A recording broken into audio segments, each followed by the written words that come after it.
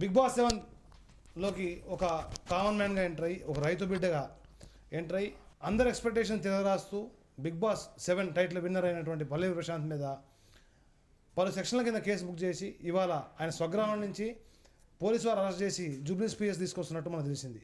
అయితే దీని మీద స్పందించడానికి ఇవాళ మన స్టూడియోకి అదే బిగ్ బాస్లో కంటెస్టెంట్గా పాటబిడ్డగా వెళ్ళినటువంటి బోలే షావులి గారు, మరి అదే రకంగా హైకోర్టు అడ్వకేట్ అయినటువంటి డాక్టర్ వినోద్ గారు మనతో స్టూడియోలో ఉన్నారు. నమస్కారం అండి.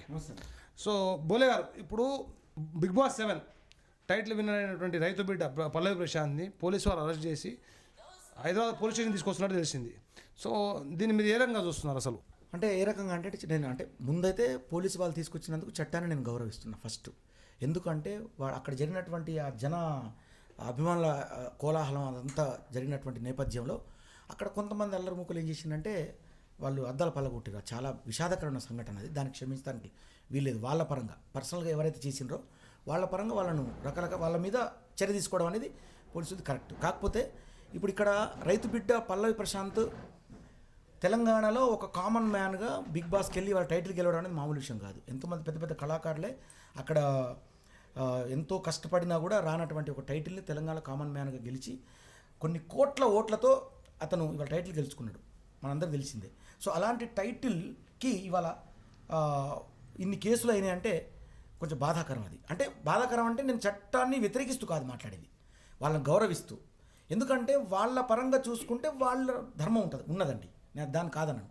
కానీ ఇతని పరంగా చూసుకుంటే మాత్రం అసలు ఏమో నాకు అర్థం కాలేదు ఫస్ట్.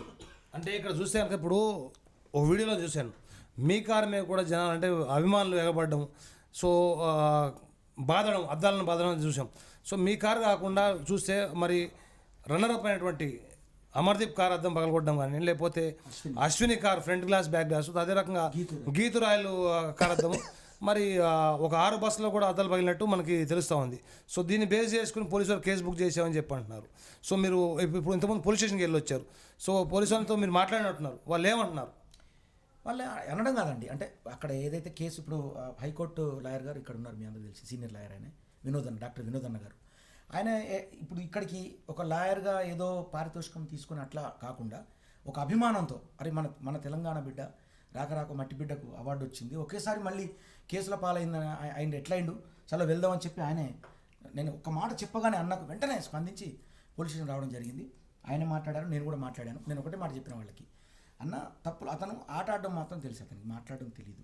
నేను అదే అన్నా, అతనికి మాట్లాడడం రాకపోవచ్చు, అతను నిజంగా ఒక ఎడ్డోడు అనుకోండి మాట్లాడడంలో, తెలిస్తేలోగా అతను ఇంతమంది అభిమానులు అతనికి ఏం అర్థం కాలేదు. ఇప్పుడు లోపల అతనికి ఫోన్ ఉండదు. అతను బిగ్ బాస్ నుంచి బయటికి రాగానే అతని దగ్గర ఫోన్ లేదు, అప్పటివరకు ఏం తెలియదు అతనికి. సో ఇంతమంది అభిమానులు నా కోసం వచ్చిర్రు అనేటువంటి ఆ ఆనందం ఇదిలో, బట్ ఇలా జరుగుతుందని తను కూడా ఎక్స్పెక్ట్ ఎవరు చేయరు కదండి. సో ఇప్పుడు పోలీసులు ఏంటి ఈ జనసందోహాన్ని చూసి తనతో చెప్పారు, అంటే ఇప్పుడు ల్యాండ్ అండ్ ఆర్డర్ ఇష్యూ అయిందని చెప్తే అతనికి అసలు అది అన్నీ తెలీదు. ఆ భాష ల్యాండ్ అండ్ ఆర్డర్ ఇష్యూ కావడం అనేది అతనికి అసలు తెలియదు, అది ఆ నాలెడ్జ్ లేదు. ఫస్ట్ ఆ నాలెడ్జ్ లేకపోవడం అతనికి మైనస్ అయిందని నేను అంటాను.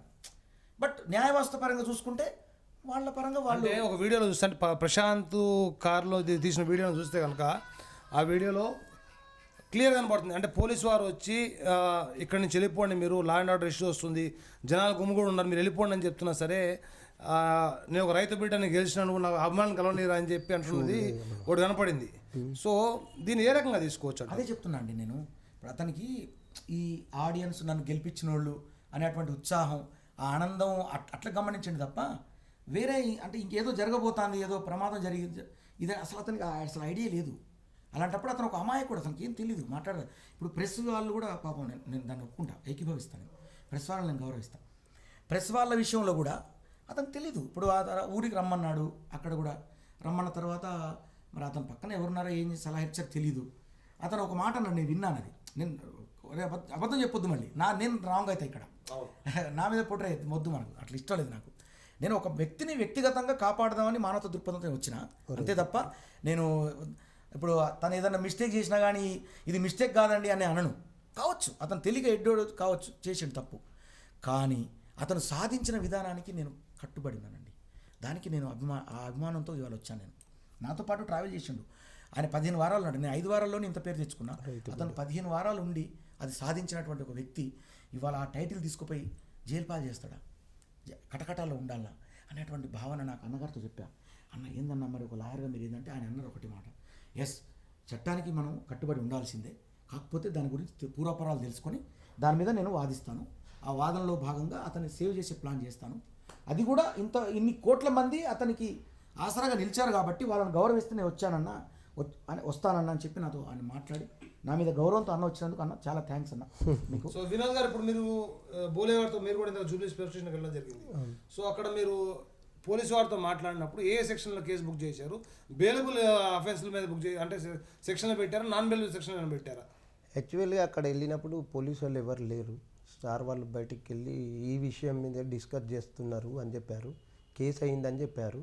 ఏ సెక్షన్ అనేది వచ్చిన తర్వాత వివరణ. సో ఇప్పుడు ప్రశాంత్ ఎక్కడ ఉన్నట్టు, అంటే వాళ్ళ ఊర్లో అయితే అరెస్ట్ చేసి తీసుకురావడం అయితే పోలీస్ కస్టడీలో ఉన్నాడు. అంటే పోలీస్ కస్టడీ అంటే ఇప్పుడు జూబ్లీ ఎస్పీఎస్ ఉన్నాడు, ఇంకెక్కడ ఉన్నాడు? వీళ్ళు పోలీసు వాళ్ళు ఏంటంటే ఈయన సెలబ్రిటీ, ఒక చిన్న కుటుంబం నుంచి, రైతు కుటుంబం నుండి వచ్చిన వ్యక్తి, అసలు వ్యవసాయం చేసుకునే వ్యక్తిని ఇంత పెద్ద స్టార్ కావడం వల్ల ఆయన ఏం చేసిండు అనుకోకుండా వచ్చేసరికి జనము రాత్రి వేళలా ఎవరు ఇష్యూ చేసిరో ఏం సంగతో తెలియదు ఆయనకి. జనరల్గా ఆయన రావడంతో అనుకోకుండా సంఘటన జరుగుతూ ఈయన మీద ఎఫ్ఐఆర్ చేయడం జరిగింది. ఎఫ్ఐఆర్ చేయడం అప్పుడు సమగ్ర విచారణ జరపాలి పోలీసు వాళ్ళు. అసలు ఎప్పుడు ఏం టైంలో ఎవిడెన్స్లు సేకరించాలి. అనుకోకుండా ఇలాంటి సంఘటనలు చాలా జరుగుతుంటాయి. జరిగినప్పుడు కాంటెస్ట్ మీద పెట్టడం అనేది చాలా బాధాకరం. అంటే ఇక్కడ బిలో 7 years అఫెన్స్లు ఏమైనా సెక్షన్లు ఏమైనా ఉంటే కనుక 41 CRPC ఇచ్చి జనరల్గా పోలీసు వాళ్ళు వెళ్ళిపోతారు. సో అరెస్ట్ చేసి వచ్చారంటే నాన్ బెయిలబుల్ అఫెన్స్ ఏమైనా అంటే సెక్షన్లు ఏమైనా బుక్ చేశారంటారా? అంటే యాక్చువల్గా పోలీసు వాళ్ళు యాక్చువల్గా వెళ్ళిండ్రు, తీసుకొని వచ్చేస్తున్నారు.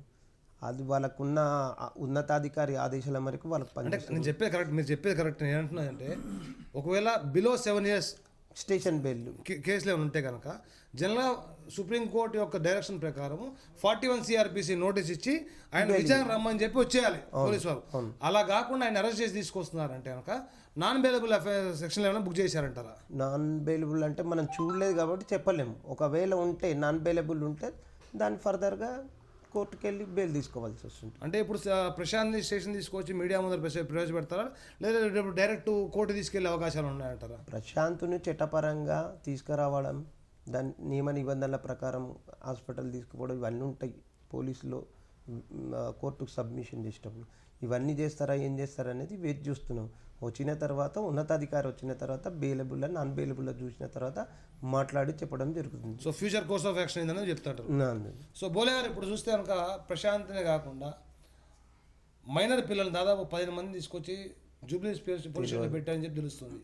సో అంటే ఇదే కేసు సంబంధించి వాళ్ళు తీసుకొచ్చారని చెప్పండి.